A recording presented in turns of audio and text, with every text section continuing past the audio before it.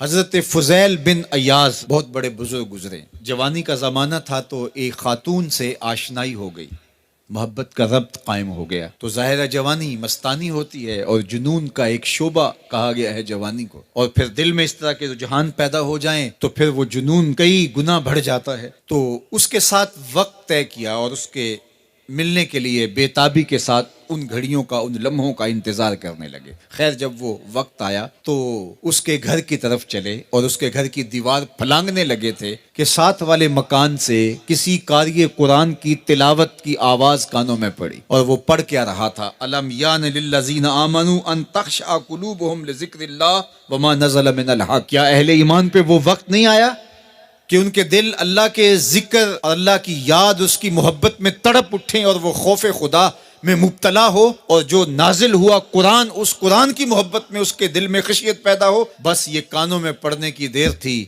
कि दोबारा गली में छलांग लगाई और कहा मेरे ऊपर वो वक्त आ गया है। और जंगलों को रोते हुए निकले और हजरत फ़ुज़ैल बिन अय्याज़ फिर वलियों के इमाम करार पाए। इस आयत ने उनकी जिंदगी बदल दी। किसी की 30 साल, किसी की 40 बरस, किसी की 50 साल, किसी की 60 साल जिंदगी यहाँ मौजूद लोगों में से किसी की इससे भी ज्यादा और किसी की कम।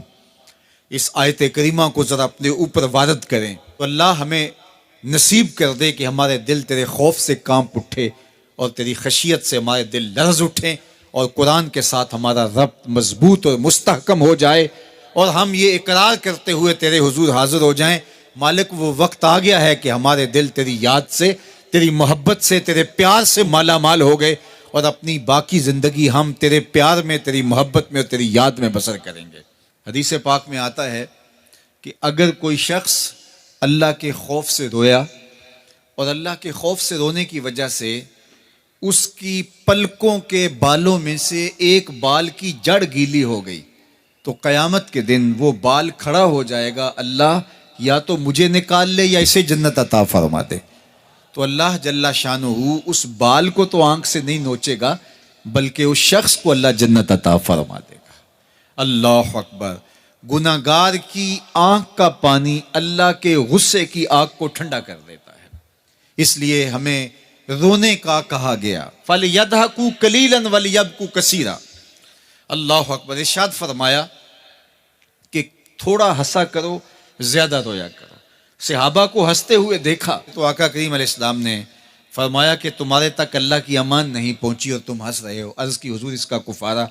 तो फरमाया इसका कुफारा ये है कि जितना हंसे हो इतना ही तुम्हें रोना पड़ेगा। मैं और आप जरा अपनी जिंदगी पर गौर और तदब्बुर करें। हमारी जिंदगी में हंसना ज्यादा है या रोना ज्यादा है?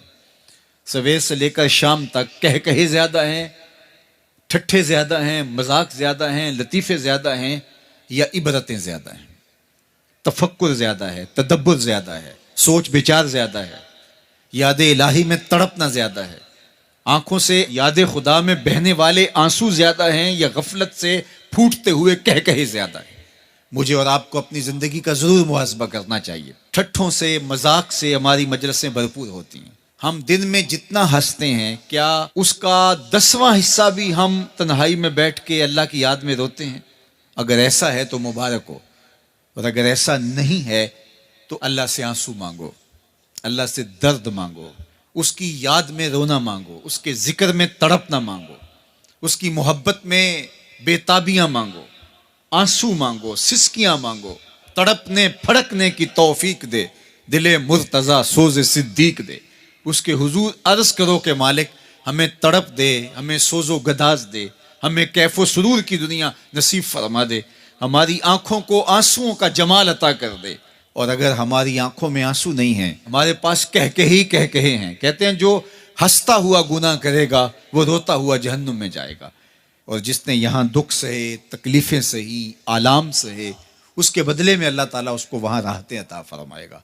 फरमाया कि मोमिन के पाँव में कांटा भी चुभे तो अल्लाह जल्ला शानहू इसका सिला भी उसको क़यामत के दिन अता फरमाएगा। तो ये जो तफक्कुरात हैं, ये जो दुख आते हैं, ये जो तकलीफ़ें आती हैं, मसाइब आते हैं, मुश्किलात आती हैं, अज़ियतें हमें पहुँचती हैं, तो इस पर सब्र करना चाहिए और अल्लाह का शुक्र अदा करना चाहिए कि हम इन मसाइब से गुजर रहे हैं, इन मुश्किलों से गुजर रहे हैं। और अगर किसी शख्स की ज़िंदगी में दुख है ही नहीं, सुख ही सुख है, तो फिर वो समझे कि वो फितने में मुब्तला है। इसलिए ज़िंदगी के अंदर ये आने वाली तकलीफ़ें, ज़िंदगी में मिलने वाले दुख, अज़ियतें, ये अल्लाह ताला की तरफ से हमारे ऊपर एक इनाम है और अल्लाह ताला जल्ला शानहू उसके बदले में हमें आखिरत में सिला अता फरमाने वाला है। तो फरमाया व रजुलुन ज़करल्लाह खालियन फ़फ़ादत ऐनाहु, वो शख्स जिसने तन्हाई में बैठ के अल्लाह का जिक्र किया, अल्लाह को याद किया, और फिर क्या हुआ? फरमाया उसकी आंखों से आंसू टपकने लगे। तो मेरे और आपके आका मौला ने फरमाया क़यामत के दिन जब कोई साया नहीं होगा, याद इलाही में रोने वाले को अल्लाह अपने अर्श का ठंडा साया अता फरमा देगा। तो ये रोना बहुत बड़ी दौलत है, ये बहुत बड़ी सआदत है।